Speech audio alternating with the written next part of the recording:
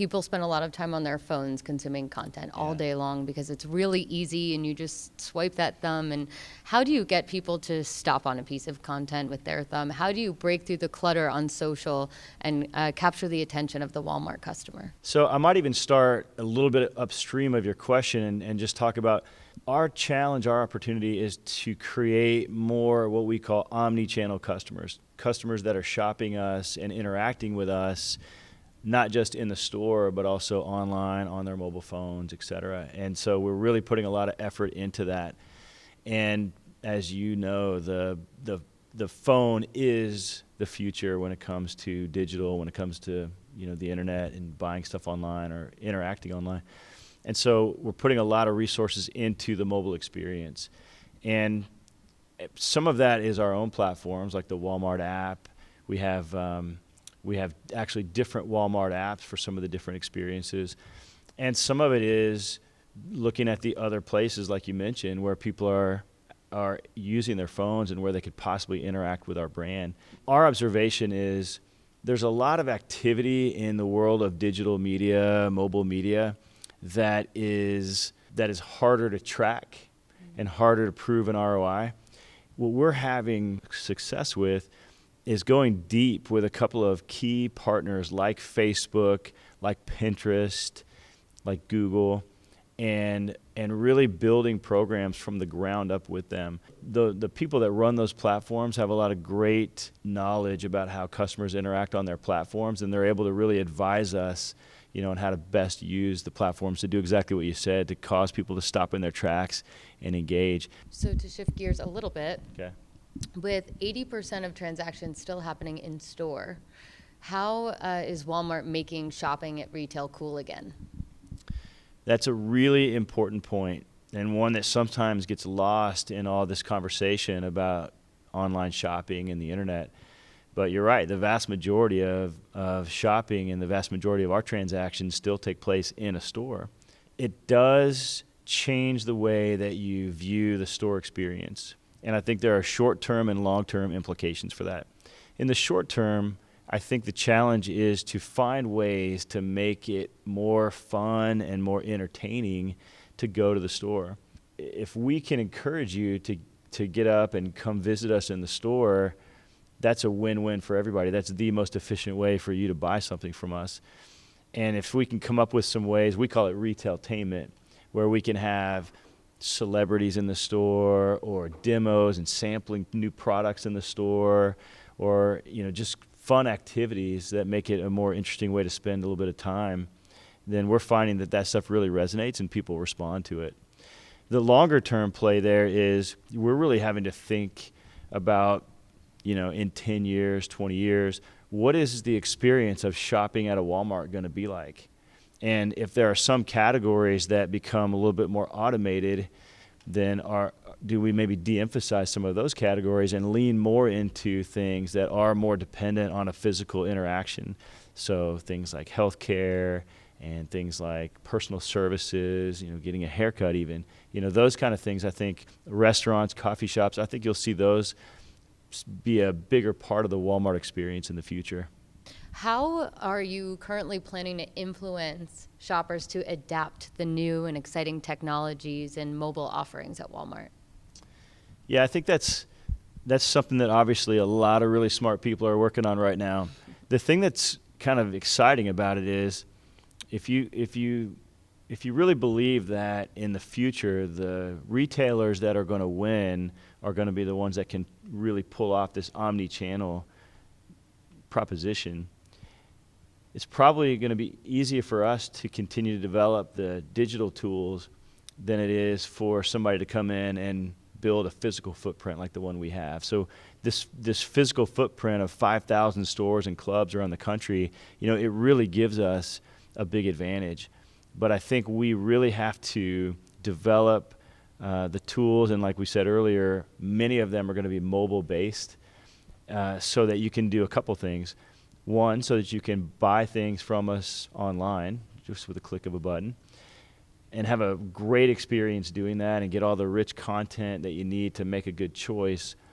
But I think another area of activity that sometimes gets overlooked is we believe that the mobile phone has the opportunity to be the best Walmart associate that ever lived. If we can build this the right way, along with the associates in the store, the phone can really play an important role in making that a great shopping experience in the store.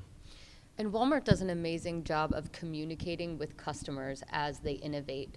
So what are you guys doing right now to communicate to customers as you add benefits like in-store grocery pickup and additional mobile offerings?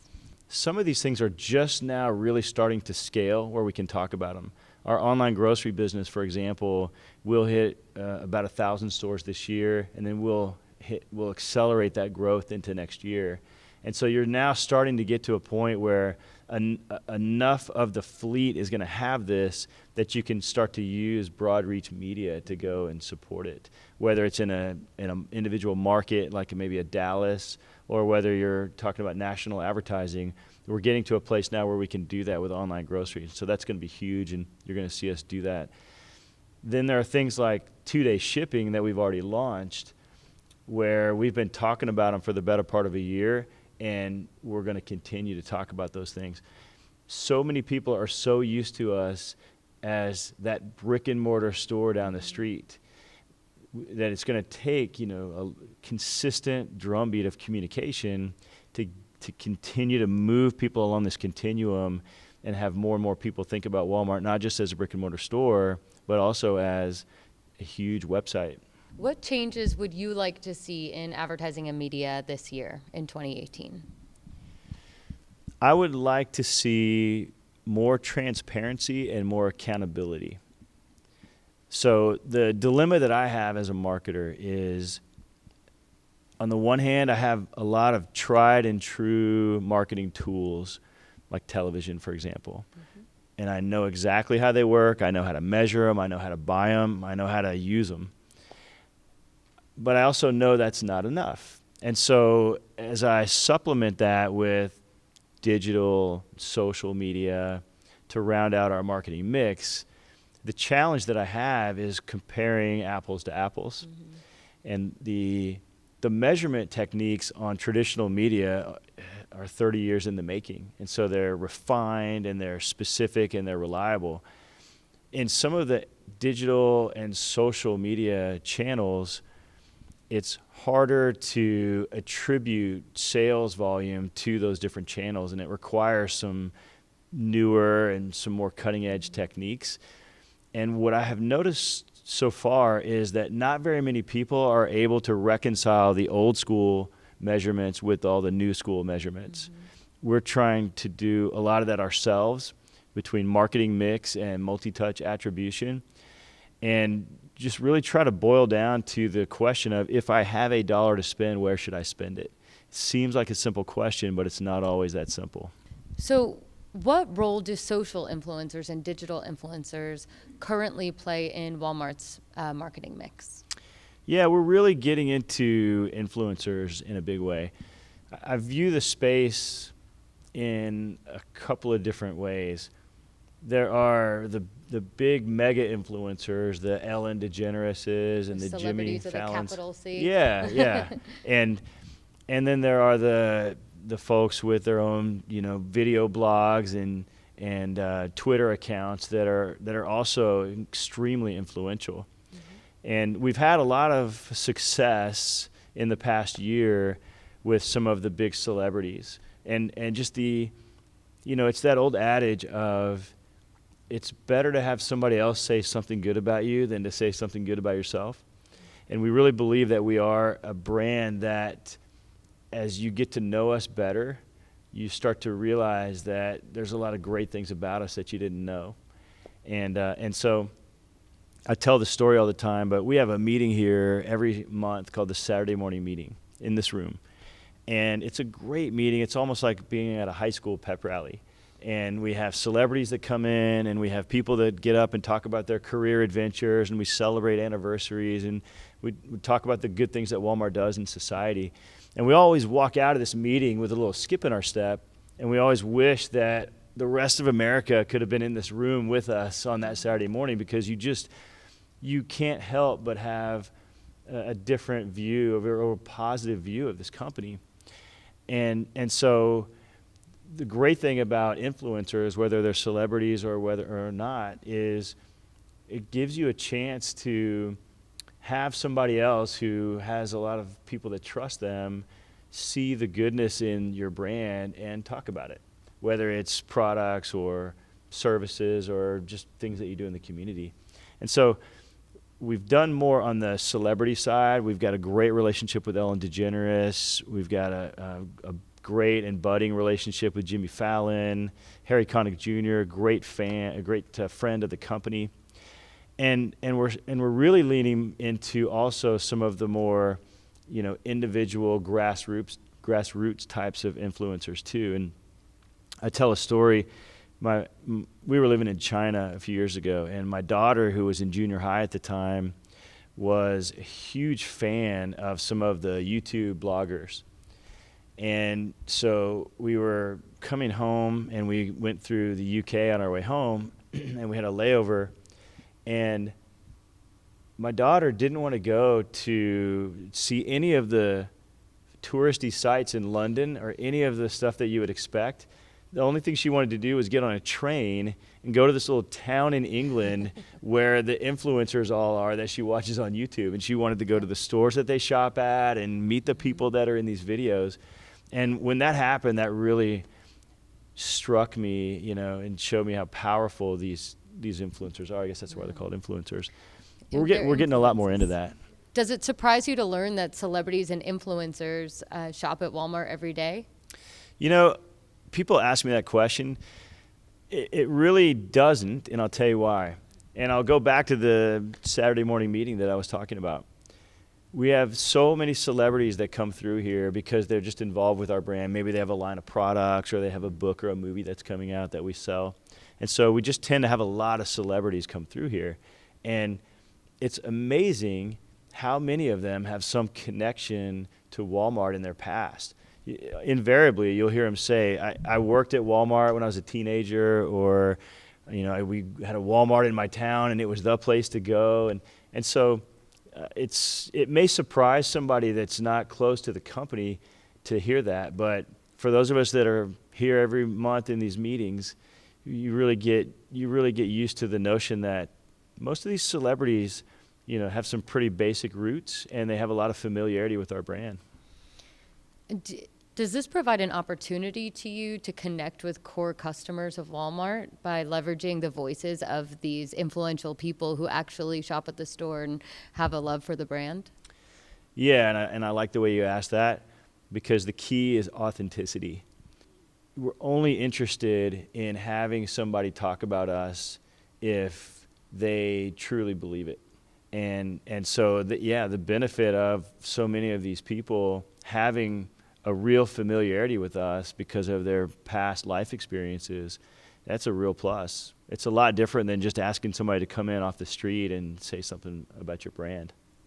And it's interesting because you really can create that authentic connection and story around the brand, because there's so many different types of people who have different needs and different reasons for shopping there, and you really get that variety and the diversity that a marketing mix really requires. Yeah, that's exactly right. I mean, we sell 67 million items between our store and our website, and so there's something in there for everybody, and that's the beauty of Walmart. How has Walmart enabled and advanced women and diversity within the organization?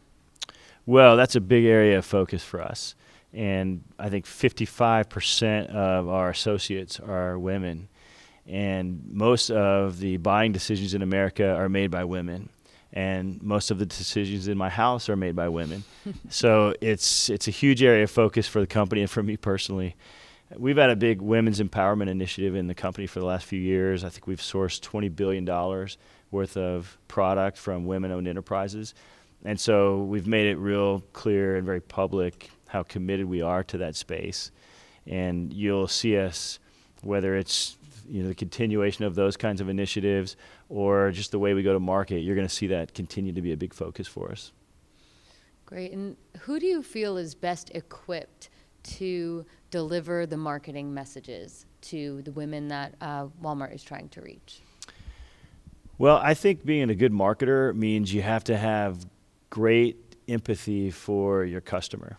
And I don't think you necessarily need to be a woman to advertise to women, but I do think that you have to have a very high level of diversity on your team if you're going to make good marketing decisions. And that would include gender, but that would also include ethnicity and every other type of diversity that you can think of.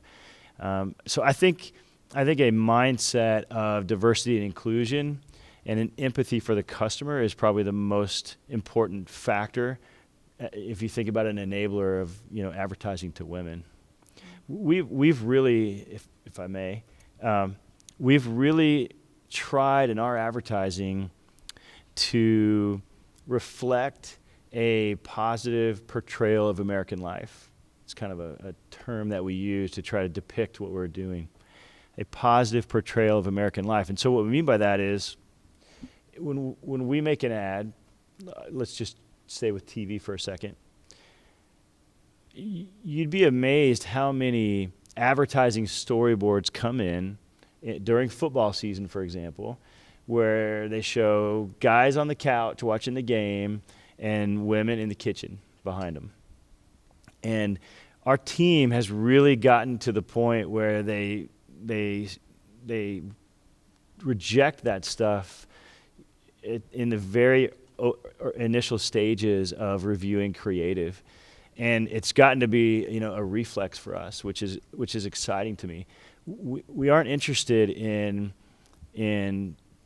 furthering old kind of stereotypes about society. We're interested in a more positive portrayal of American life. And so whether it's changing that dynamic that I just described or the types of families that we portray in our ads or the types of situations that we portray people in, we are really looking to use those advertising platforms to debunk stereotypes and to be a positive voice out there in society.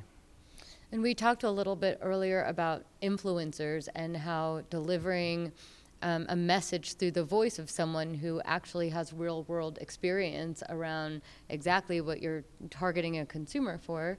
Do you find that leveraging influencers for Walmart is helpful in creating a meaningful connection with women? Oh, absolutely.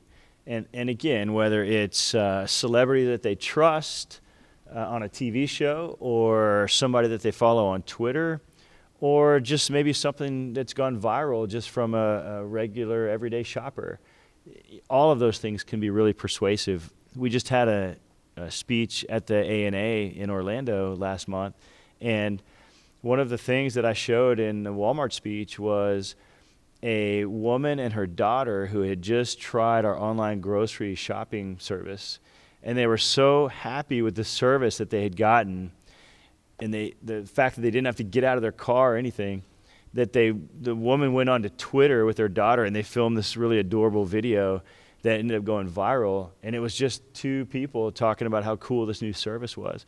So I think influencers come in all kinds of different forms, and some of them can be just as grassroots as what I just described.